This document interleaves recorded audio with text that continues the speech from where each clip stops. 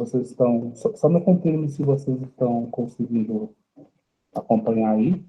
Sim, está compartilhando a tela. Tá, beleza, então. Deixa eu ver aqui, colocar a tela cheia. Então, boa noite a todos e todas que estão aqui nos acompanhando. Hoje a gente vai dar a sequência ao nosso curso de História. A professora Dina deu as primeiras aulas, eu vou trabalhar com vocês hoje sobre a Idade Média, algumas pinceladas sobre o que foi a Idade Média, e a importância da Idade Média para a história, e principalmente para o Enem, né, trazer uma abordagem dos pontos mais importantes que o Enem ele cobra da gente. Então, meu nome é Jordan, e vou estar aí com vocês pelas próximas, nesta aula, né? Então, você só me confirma se está passando? Está passando? Sim, né? Que eu não consigo enxergar.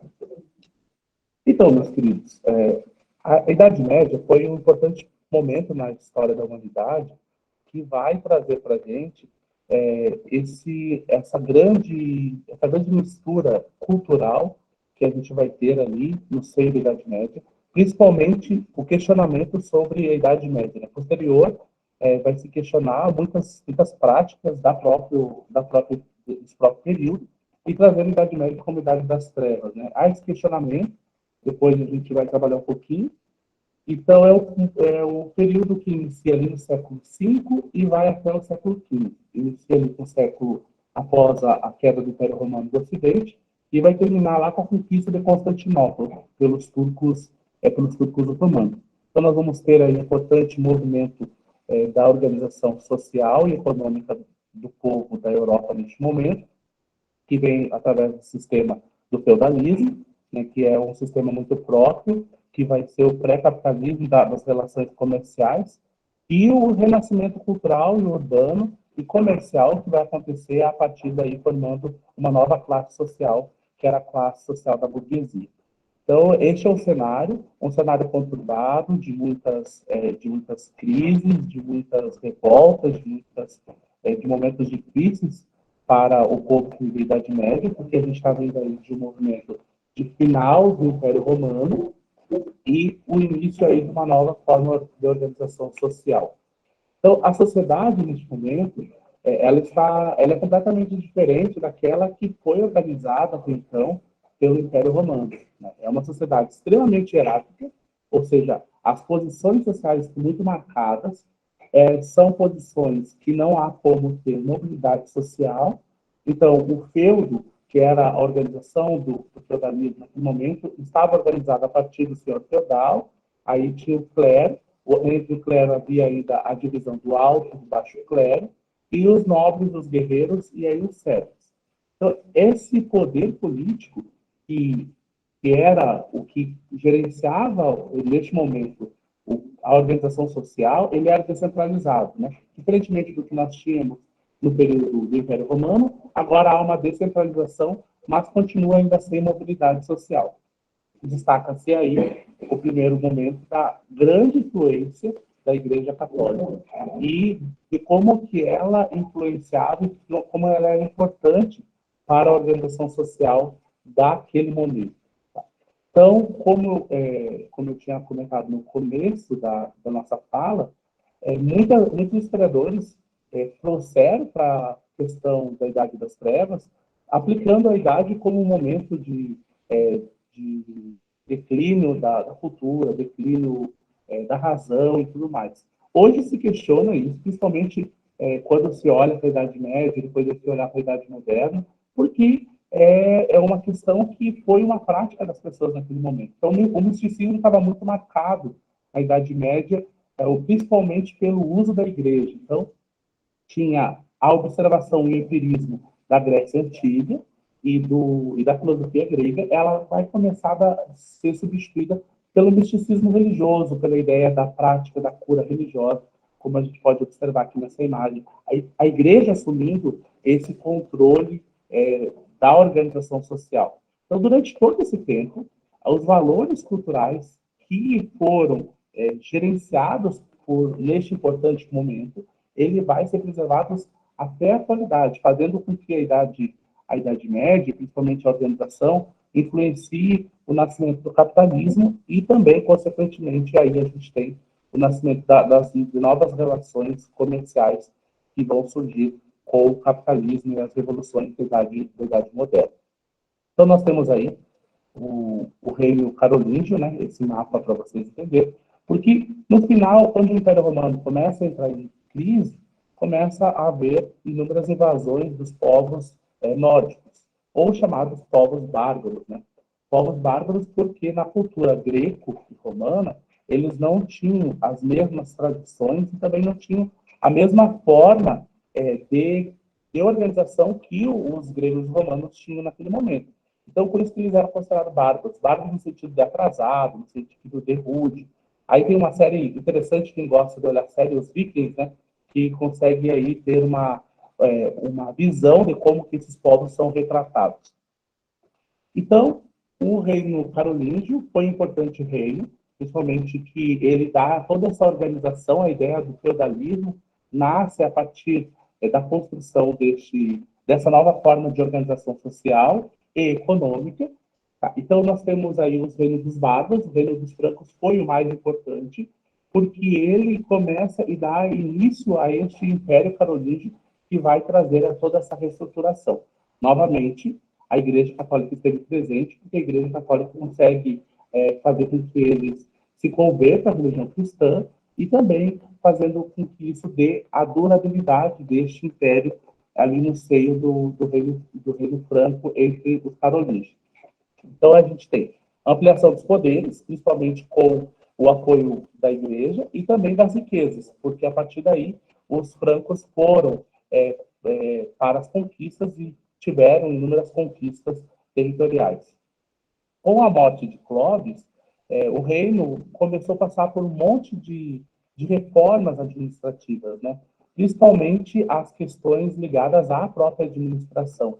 E fez com que, a partir disso, se evitasse a islamização do Ocidente. Tá? Então, eles tinham ido aí, principalmente na Batalha de Poitiers, em 752, fazer essa luta contra o islamismo para tentar manter os reinos e ampliar os seus poderes entre os povos francos, né, entre os povos considerados, então, povos bárbaros. Então, era necessário essa luta contra o islamismo e, acima de tudo, uma luta para tentar fazer com que a Igreja Católica, o cristianismo, ele se fortalecesse.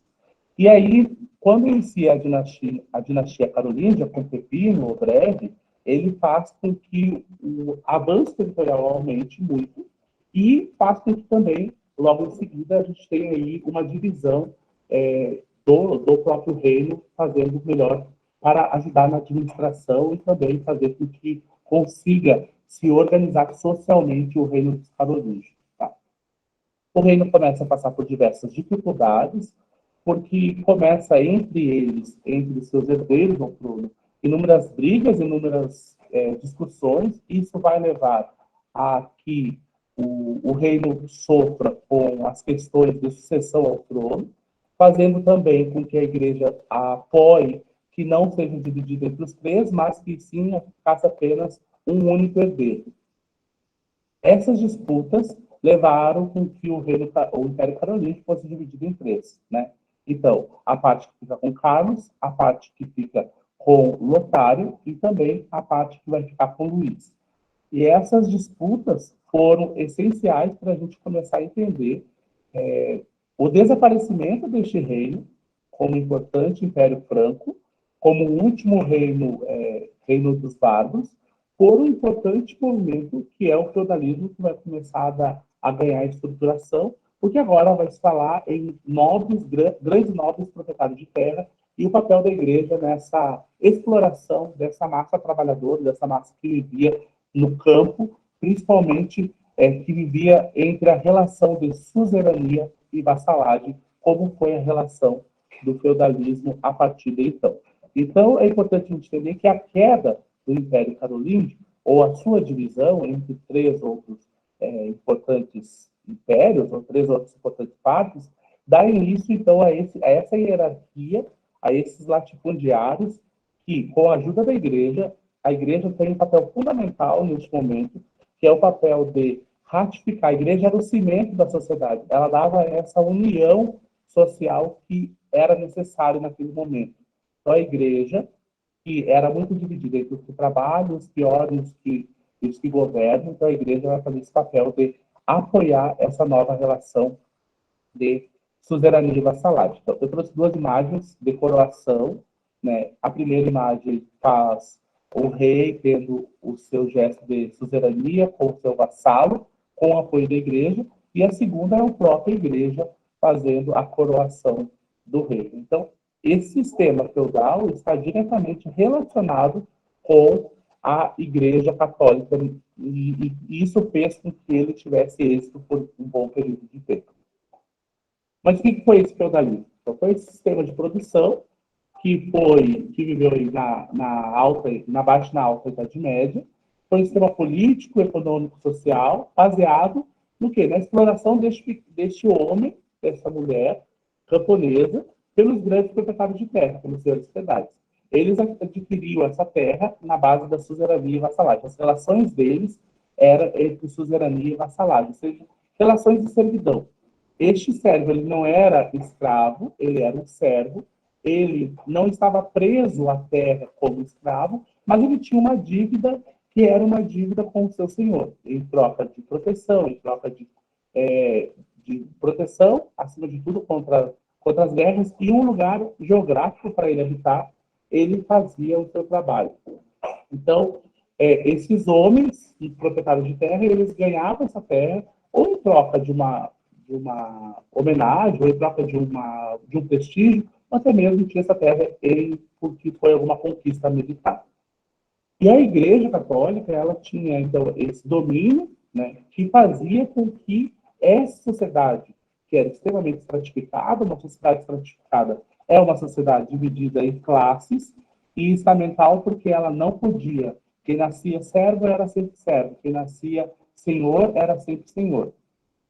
E não havia essa mobilidade entre os estados, né? Então, era composta por 3 estados.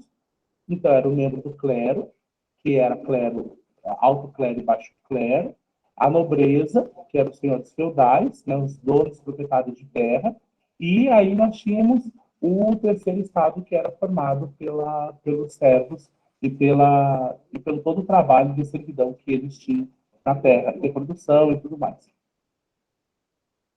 E esses servos, eles estavam presos à terra porque essa terra, o reino estava dividido em pequenos feudos. Então, não adiantava ele sair daquele feudo e ir procurar uma outra relação, porque outras relações também se baseavam a partir dessa forma de organização econômica, política e cultural. Então, o seu dia a dia era marcado por trabalhar no feudo para pagar as suas inúmeras obrigações, seja com o senhor feudal, seja com a monarquia, seja com a igreja. Então, esse servo, ele tinha inúmeros nichos de trabalho, inúmeros campos. Vocês podem ver aqui, essa imagem de um feudo. Então, havia o castelo do nobre e havia os campos, aonde esse servo fazia seu trabalho, havia todos os residentes, então era tudo muito bem dividido. Cada parte aqui era para pagar determinada obrigação que ele tinha. Então, este feudo era uma forma que foi encontrada dentro da Idade Média para conseguir essa organização, dividindo em pequenas propriedades, se populava, colocava mais gente naquela região e assim tinha mais resistência numa eventual guerra, numa eventual invasão por outros povos.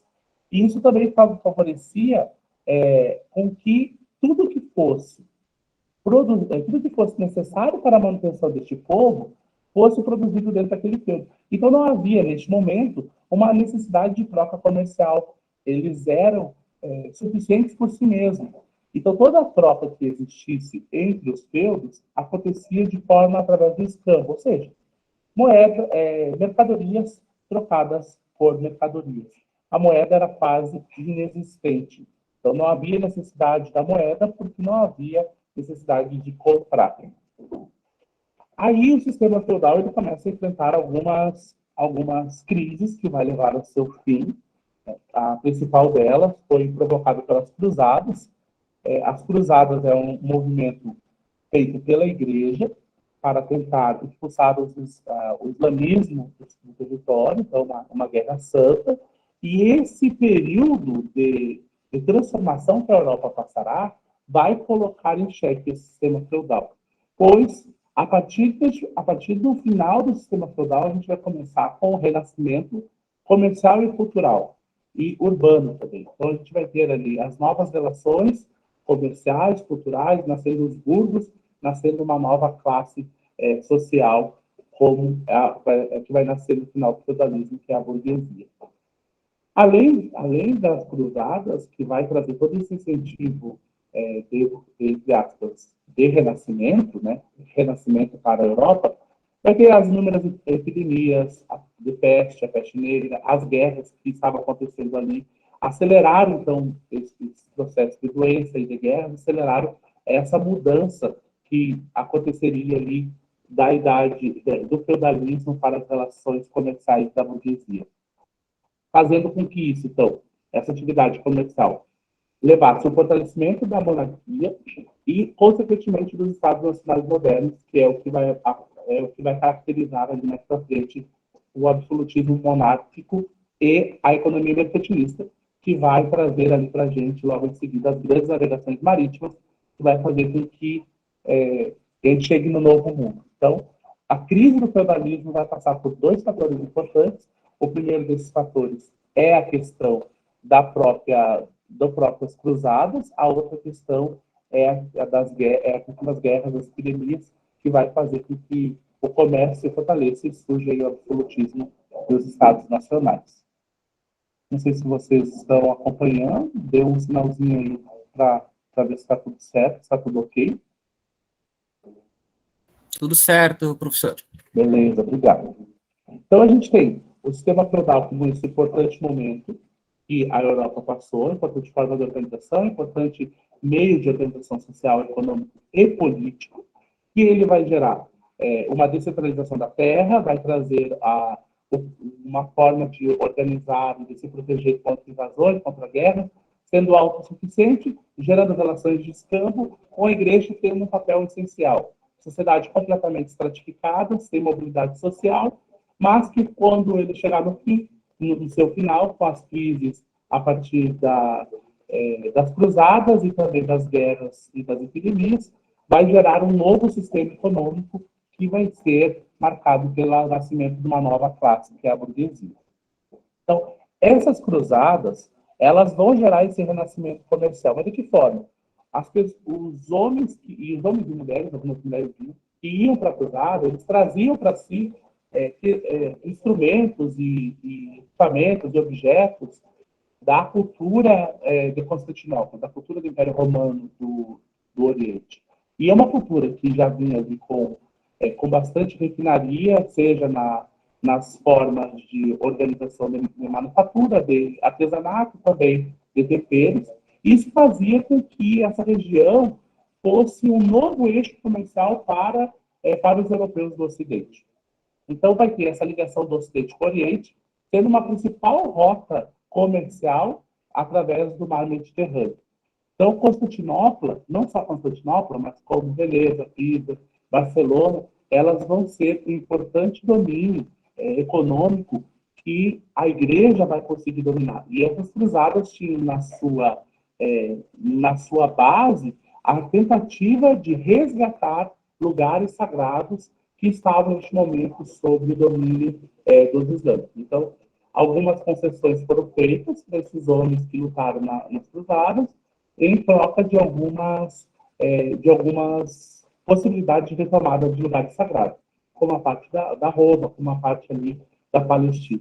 Então, a cruzada para a igreja e para o final do feudalismo foi muito forte, porque ela trouxe a necessidade desse comércio, a necessidade dessas novas relações comerciais e, consequentemente, a necessidade de ter aí uma moeda de troca, que não mais o escambo neste momento. Tá?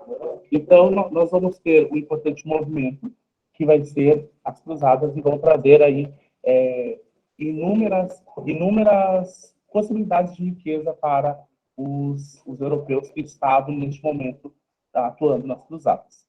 Então, aí nasce os burgos e a burguesia. Eles vão nascer, os burgos e as burguesias vão nascer a partir deste comércio. Né? Eu trouxe aí para vocês darem uma olhada, é uma imagem abaixo, que é um burgo, né, cercado pelos muros, e são rotas comerciais. Então, quando o feudalismo entra em crise, as pessoas que moravam no campo, elas começam a fazer esse êxodo rural, indo para as cidades, procurando esses burgos, que eram essas vilas fortificadas, para tentar encontrar ali melhor condição de vida, porque o campo já não estava mais favorecendo isso. Então, esses lugares foram se transformando em vilas em muito pouco tempo, fazendo com que as pessoas tinham que se instalar ao longo delas, ou em torno, ou na parte interna, ou na parte externa. Geralmente, as pessoas os que não formavam essa burguesia, eram relocadas na parte externa. Né? Então, esses burgos aí que vão fazer essa mudança, essa transição do sistema feudal para o sistema capitalista, que a gente vai vivenciar ali no período da Baixa Idade Média. Tá? Então, os habitantes dos burgos, que era diferentemente dos nobres, né, eles viviam em castelos, que aí vai começar a surgir essa questão da monarquia dos Estados Nacionais, e ficaram conhecidos como burgueses, porque ali eles construíram seus negócios e fizeram com que suas receitas aumentassem. Principalmente a questão ali das suas próprias oficinas, fazendo com que tivesse acumulação de capital, acúmulo de dinheiro, e os comerciantes que passavam por ali acabavam vendendo seus produtos. Com isso, nasce a necessidade de ter um sistema bancário, né? Porque se passa pessoas em diferentes regiões, nós precisamos ter um sistema que faça essa troca dessa moeda, que venda, que compre e que não mais seja por escambo, porque quando mais as relações passam a ficar complexas, mais precisa ter uma forma de padronizar para que seja fácil de fazer essas relações comerciais. Então, vai nascer aí essa imagem dos homens que vão emprestar dinheiro, que vão trocar dos cambistas. Então, esses homens vão ajudar nessa movimentação financeira.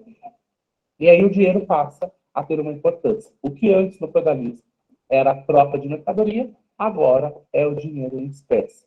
A terra, então, vai deixar de ser a base da riqueza na Europa e vai passar a ser o dinheiro. Então, vai ter inúmeros teóricos que vão falar, dentro da economia e da história, sobre esse importante momento, da mudança da base da riqueza da Europa, que não era mais a terra, mas sim o trabalho. Agora passa a ser as relações de trabalho e acumulação primitiva. Essa acumulação do capital é que vai favorecer essa burguesia a financiar as grandes navegações marítimas que vão chegar no mundo novo e que vão formar toda essa classe aí do capitalismo.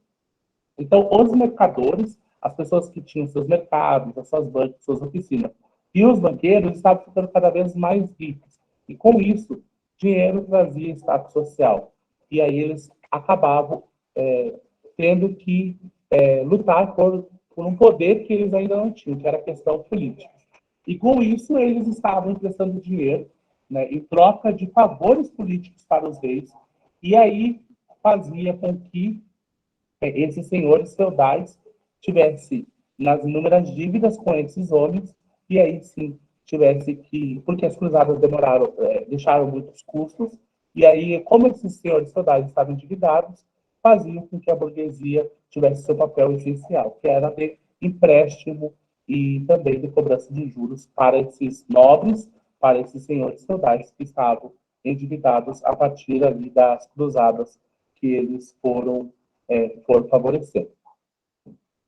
E todo esse crescimento que vinha vindo faz com que, em algum determinado momento, a Europa passe por algumas crises. Né? Primeiro foi abastecimento agrícola, então teve um grande colapso, então a fome foi muito forte, porque as pessoas, quando saíram do campo, elas deixaram de produzir seus alimentos, então isso gerou uma grande fome ali entre os anos 1000 e 1300. Milhares de pessoas passaram a conviver com a fome, E aonde a fome, a falta de higiene, com isso também a peste negra entra para assolar ainda mais as pessoas que viviam ali. Então, essa é uma foto dos médicos, como que eles andavam na época para se proteger. Então, a peste negra matou torno de 30 milhões de pessoas, então foi muita gente comparado à população daquela época, e que agrava ainda mais essa situação com a Guerra dos 100 Anos ali, conflito com França e Inglaterra. Então, a gente tem todo o cenário de mudança política, econômica e social. Além disso, temos o avanço da fome, o avanço das doenças que estavam assolando a Europa neste momento. Em meio a tudo isso, em meio a esse cenário tão conturbado que estava acontecendo na Europa ali no finalzinho da Idade Média, e tinha o quê? Tinha uma alta taxa de impostos que era cobrada em cima dessas pessoas, dos trabalhadores. Né? Então, isso fez com que inúmeras revoltas populares acontecessem, onde pessoas saíram dos seus feudos, abandonaram e foram para as cidades.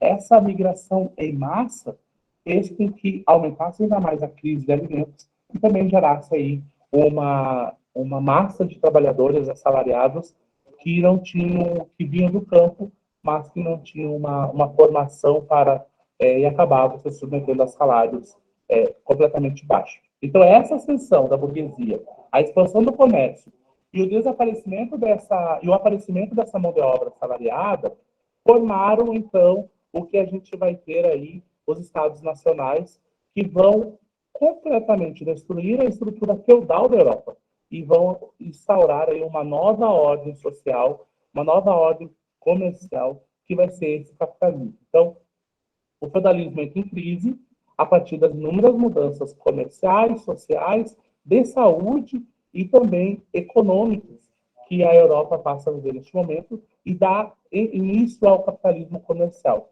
E essas transformações que vão fazer essa passagem da Idade Média para a Idade Moderna, fazendo com que a gente tenha, na Idade Moderna, um reavivamento da questão cultural, um reavivamento da questão econômica, um reavivamento da arte, voltando muito à questão da ciência. Então, a gente vai ter aí inúmeras pessoas pensando a ciência, pensando as artes, pensando a arquitetura. Então, vai se valorizar muito o conhecimento científico vai passar a ter o seu lugar de importância. O que antes a gente tinha um misticismo religioso, neste momento, então, a gente vai passar para essa nova ordem, que é a ordem do entender-se como parte de um mundo onde o conhecimento religioso, o conhecimento científico é importante, que vai ser o renascimento cultural e também comercial que vai acontecer ali na Península Itálica e também, a partir dela, se esparramar por toda a Europa neste momento. Então, é importante a gente entender o quê? Até agora. Que o sistema feudal foi esse importante marco da Idade Média que vai mudar as relações, como as pessoas tinham umas com as outras, principalmente as relações comerciais e de trabalho, onde não há escravo, há servos, tem uma relação de suzerania e vassalagem, onde o servo precisa trabalhar para pagar as suas inúmeras obrigações para os seus senhores.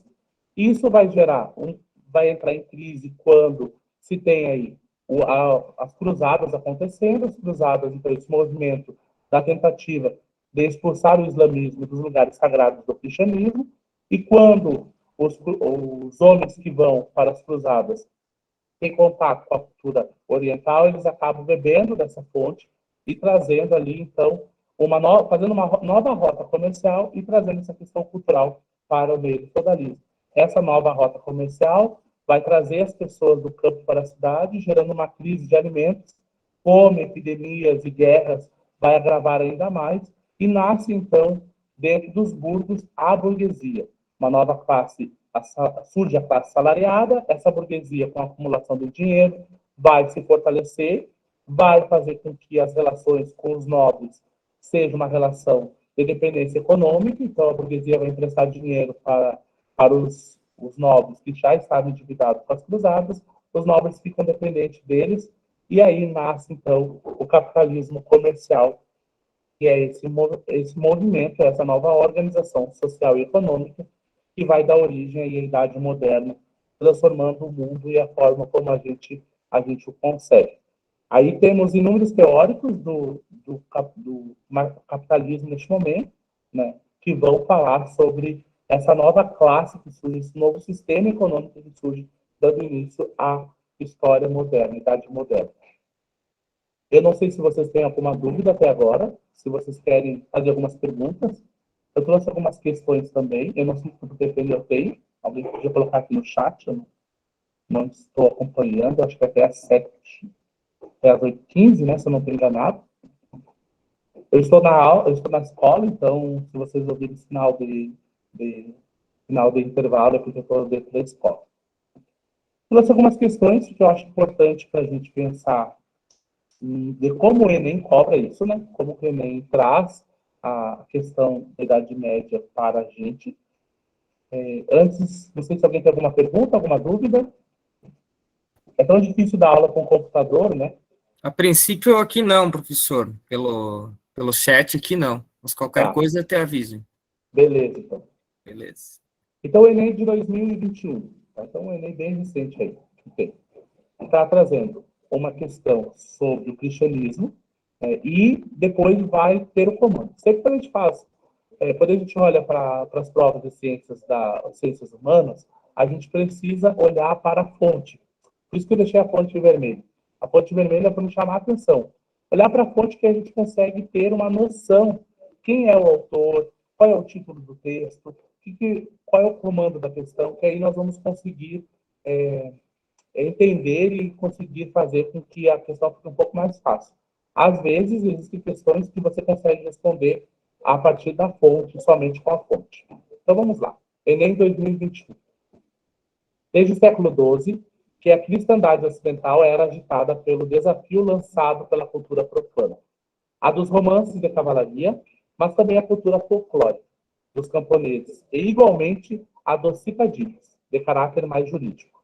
A cultura eclesiástica, cujo veículo era o latim. Francisco de Assis veio alterar a situação, propondo aos seus ouvintes uma mensagem acessível a todos, e simultaneamente enobrecendo a língua vulgar através do seu uso na religião. Então, está falando de Francisco de Assis, né, que veio para trazer essa renovação para a igreja. O comportamento desse religioso, Francisco de Assis, demonstra uma preocupação com as características assumidas pela igreja e com as desigualdades sociais compartilhadas no seu tempo pelos. Gostaria que vocês pudessem aí tentar responder, para a gente ver qual que... Coloque no chat a resposta, vamos ver o que vocês conseguem responder para mim. Vamos ver se a gente consegue...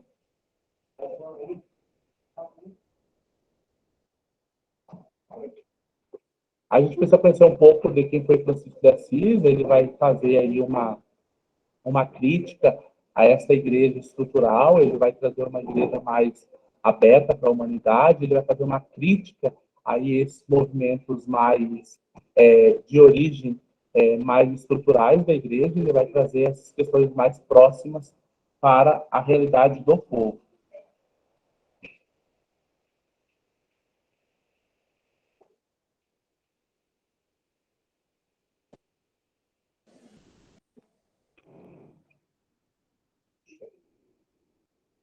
Então, alternativa B, né? Por quê? Por que os movimentos heréticos? Eu nem vi se alguém respondeu.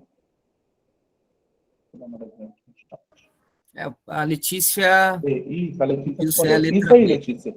É os movimentos heréticos. Por quê?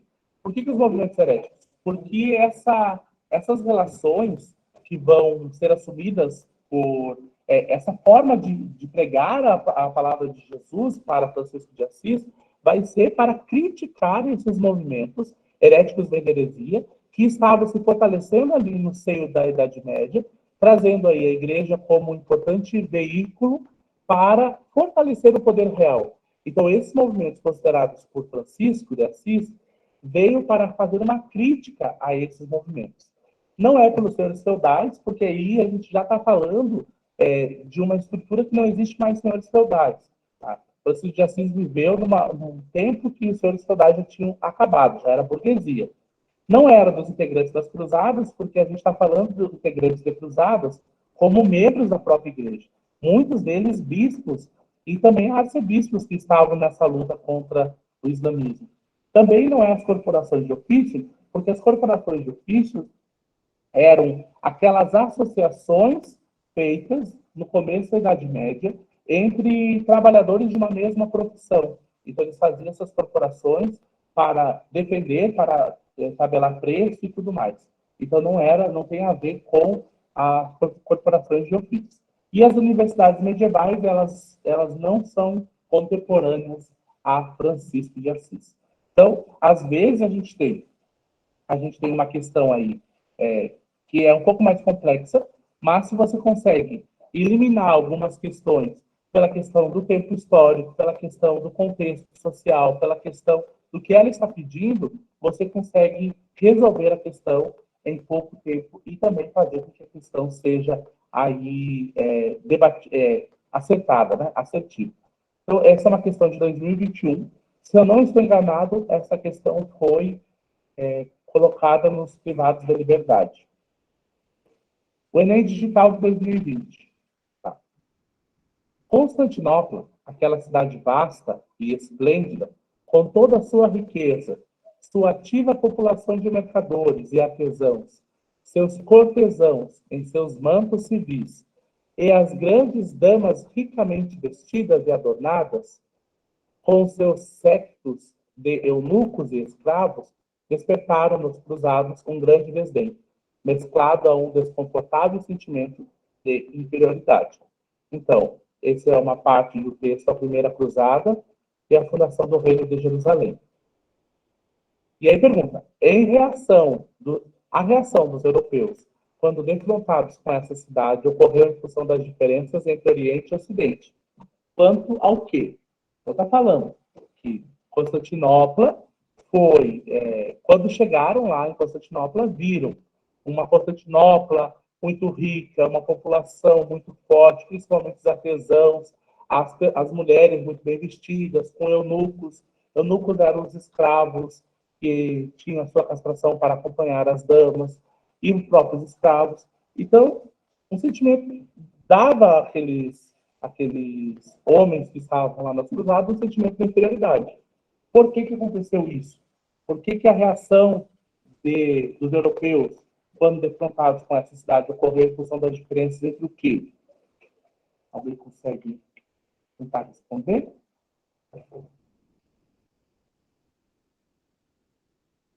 Vamos ver se alguém consegue responder essa questão.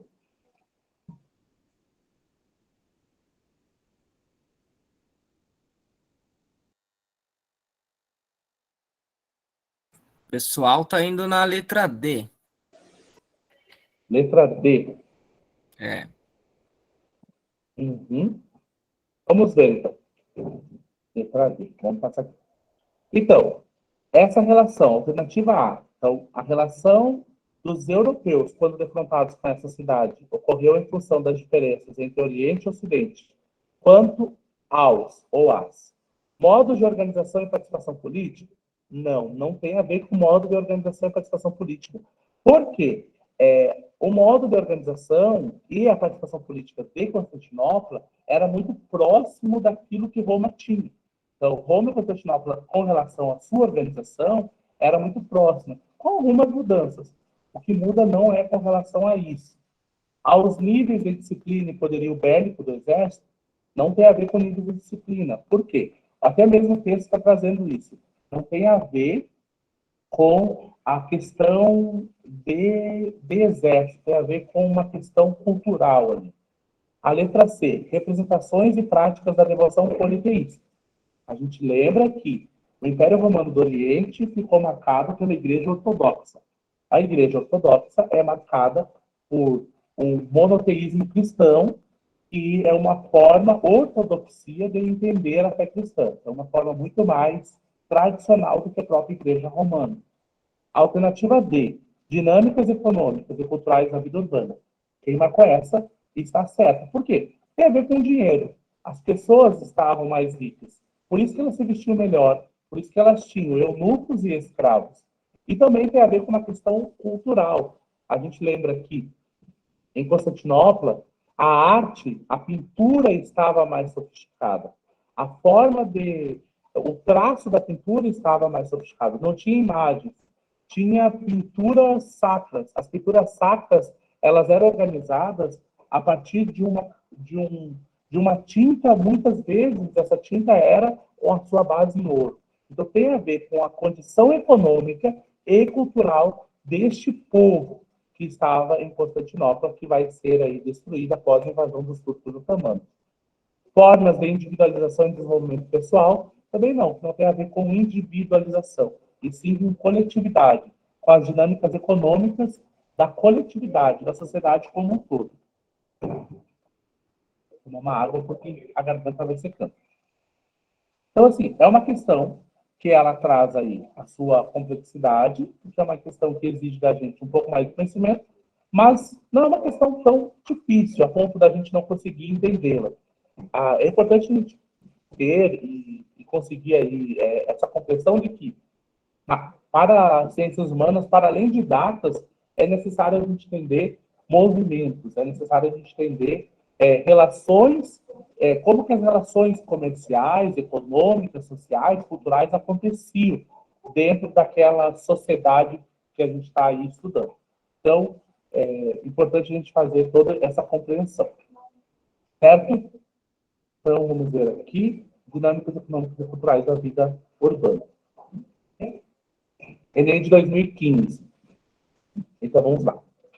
No início foram as cidades. O intelectual da Idade Média, no Ocidente, nasceu com elas. Foi com o desenvolvimento urbano, ligado às funções comercial e industrial, digamos modestamente artesanal, que ele apareceu. Como destes homens de ofício que se instalavam nas cidades, nas quais se impôs a divisão do trabalho. Um homem cujo ofício é escrever ou ensinar, e, de preferência, as duas coisas a um só tempo. Um homem que, profissionalmente, tem uma atividade de professor e erudito. Em resumo, um intelectual. Esse homem só aparecerá com as cidades.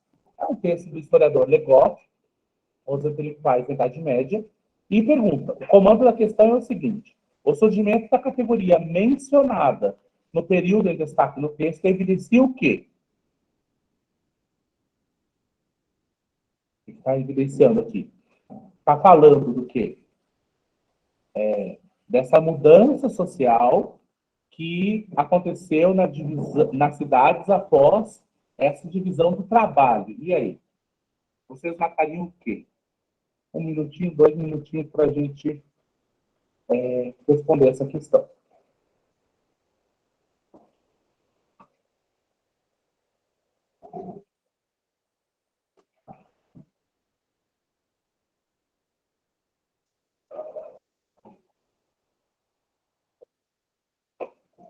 Letra B, mais alguém marca alguma outra?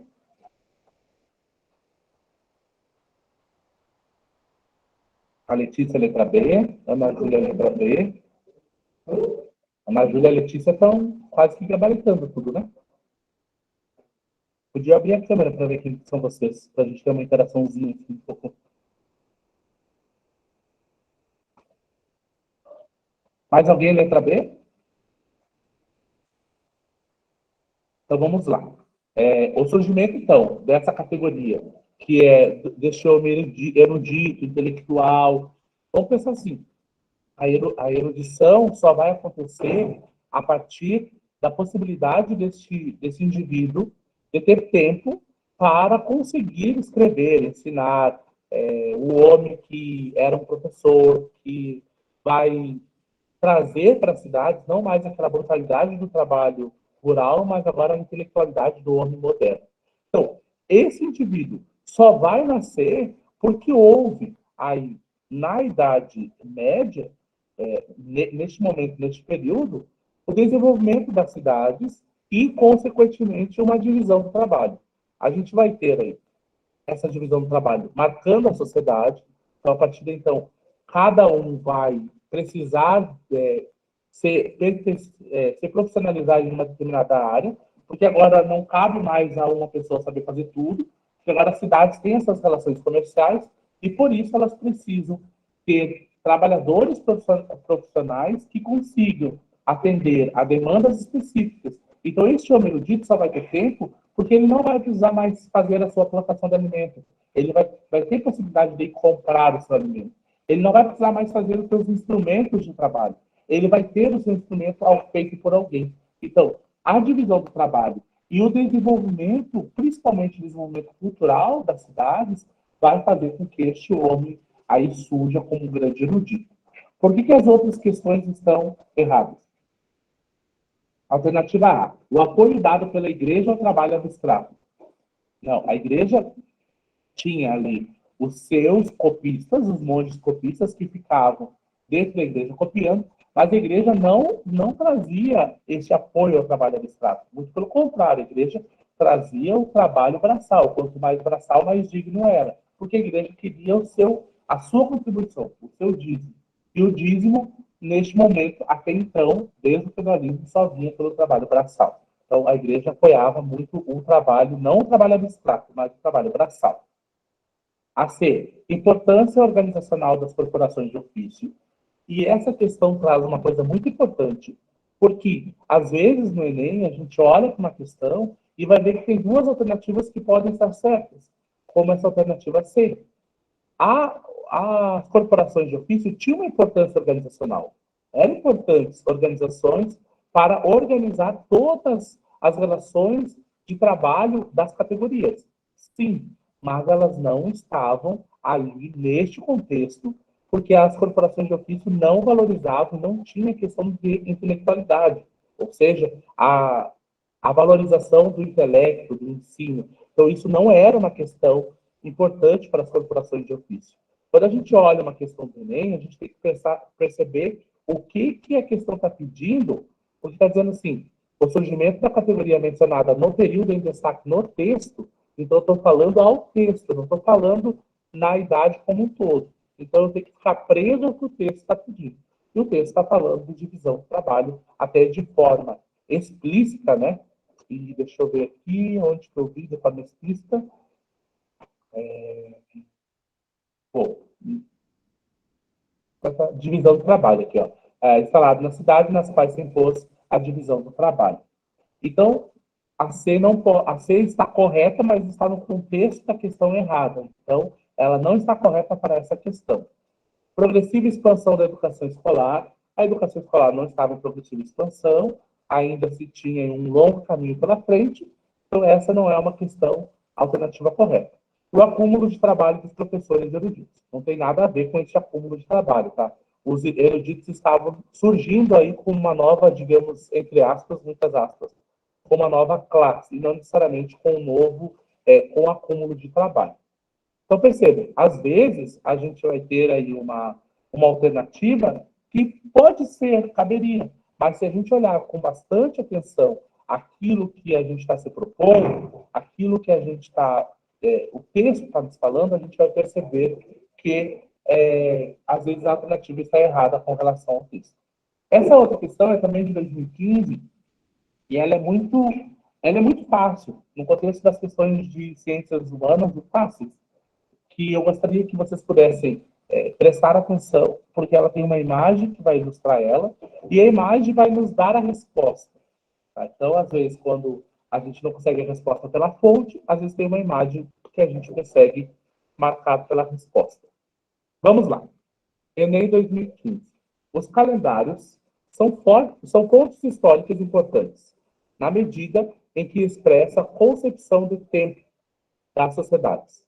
Essas imagens compõem o calendário medieval, as imagens abaixo, 1460 e 1475. E cada uma delas representa um mês de janeiro a dezembro. Então, a primeira representa janeiro, fevereiro, março, abril, maio, junho, julho, agosto, setembro, outubro, novembro, dezembro. Com base na análise do calendário, apreende-se uma concepção de tempo. Então, a gente vai olhar para o calendário e vai ver que tem ali uma concepção de tempo marcada por algum critério. Aí diz assim, qual é o critério que está ali? Gostaria que vocês respondessem. Qual é o critério da concepção de tempo que está ali? Vou ver lá no chat.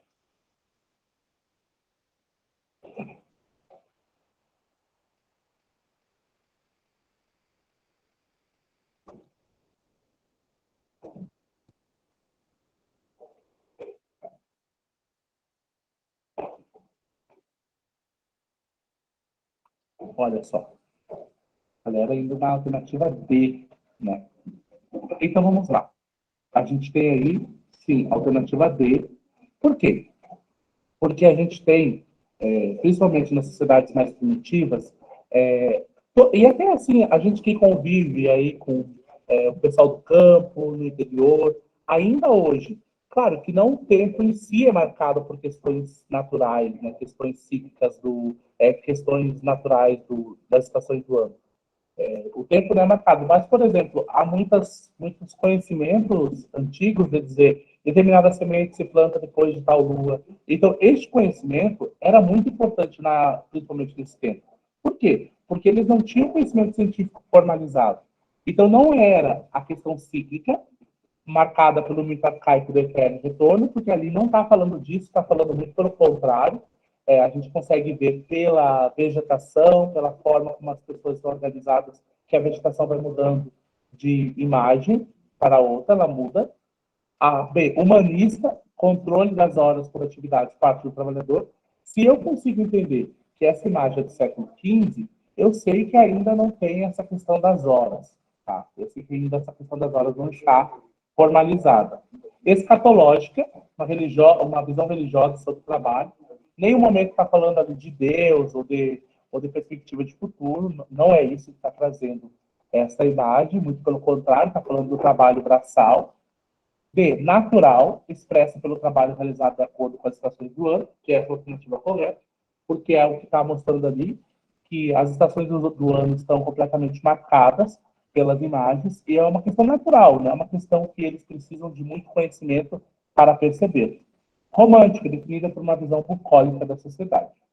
Então, quer dizer, isso é uma questão de Enem que a gente pode acertá-la.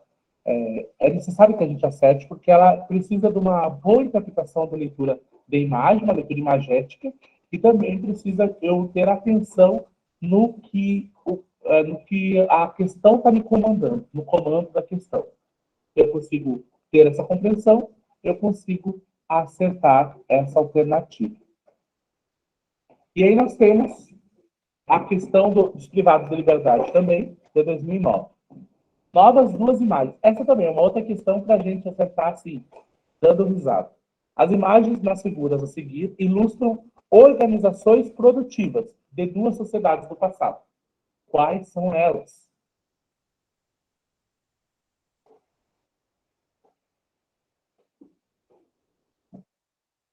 Essa está fácil.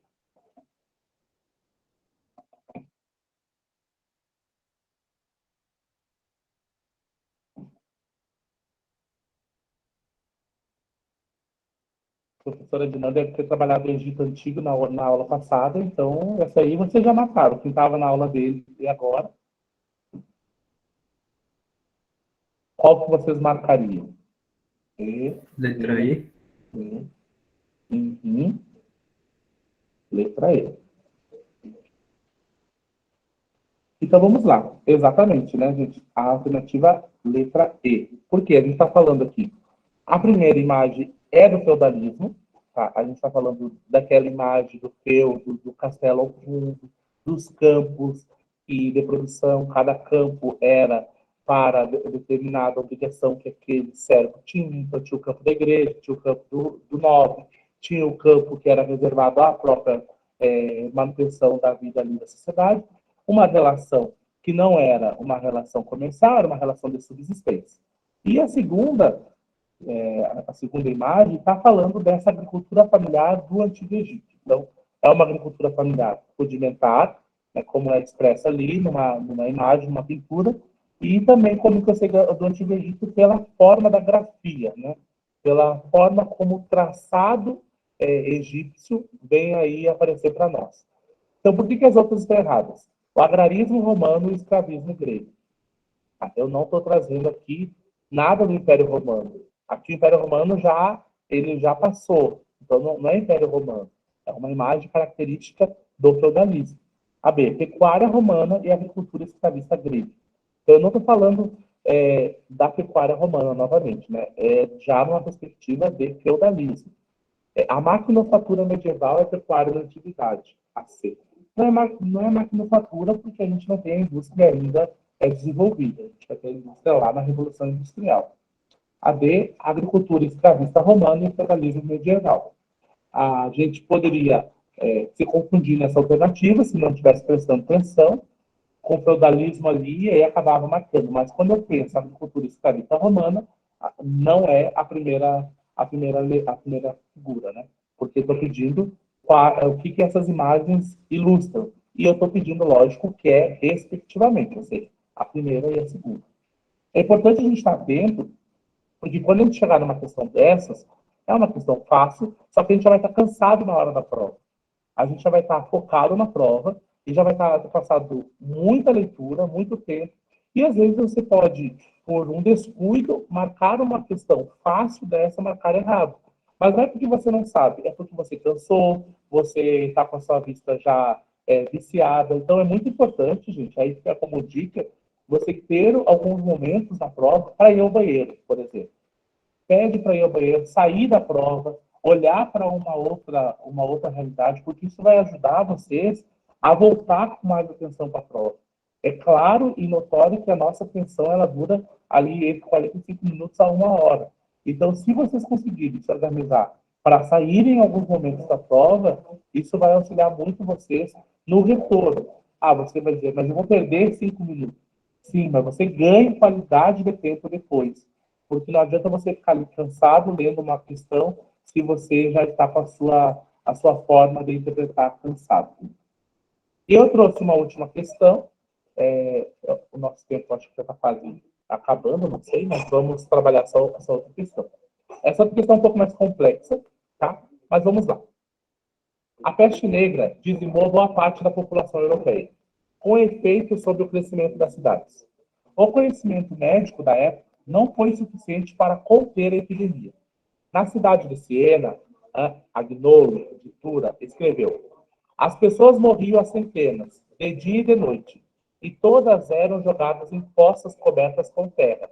E assim que essas fossas ficavam cheias, cavavam-se mais. E eu enterrei meus 5 filhos com minhas próprias mãos. E morreram tantos que todos achavam que era o fim do mundo.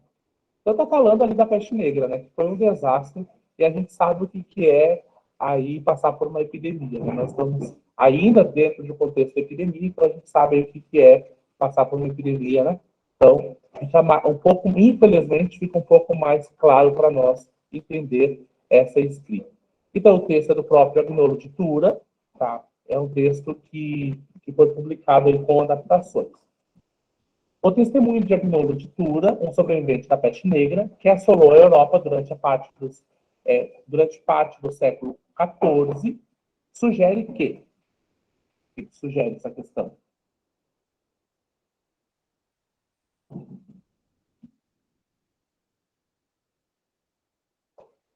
que vocês acham que ela sugere?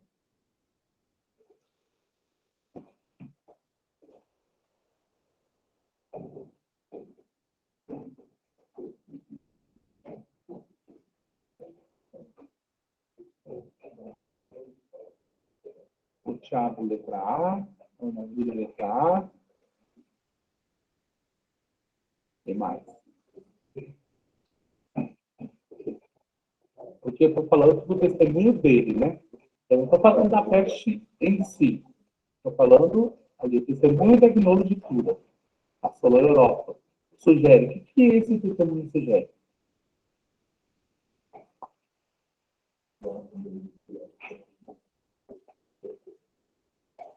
Muito importante, né, gente? A gente, às vezes, lê a questão rápida e, às vezes, a gente acaba perdendo uma questão fácil.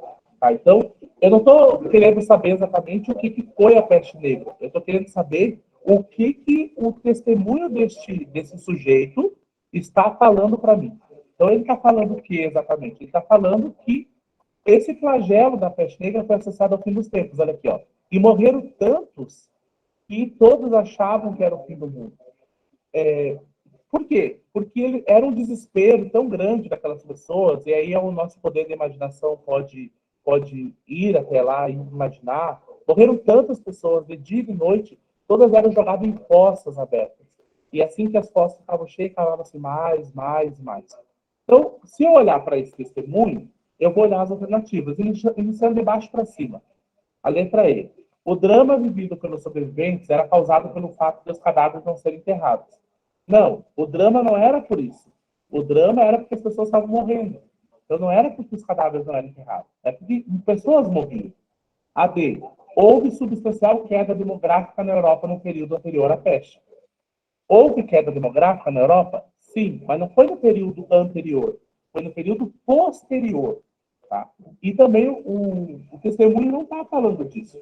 Então foi no período posterior à peste, mas a Gnolo de Tura não fala disso. A C. A impressão causada pelo número de mortos não foi tão forte, porque as vítimas eram poucas e identificadas. Essa dá para a gente eliminar de cara, porque não, eram muitas vítimas pela fala dele. As pessoas morriam a centenas, de dia e de noite. A B. A igreja buscou conter o medo da morte, disseminando o saber médico. Ao contrário, né, gente? A igreja acabou indo contra os saberes médicos e incentivando o misticismo religioso. Tá? E aí os médicos, tanto que os médicos usavam, eu até coloquei aqui uma imagem, deixa eu achar qual é o slide, foi aquela imagem, dos médicos que usavam na peste negra, né, essa máscara com chás aqui na ponta, na perspectiva de não pegarem essa doença, porque eles não sabiam como se precaver a ela.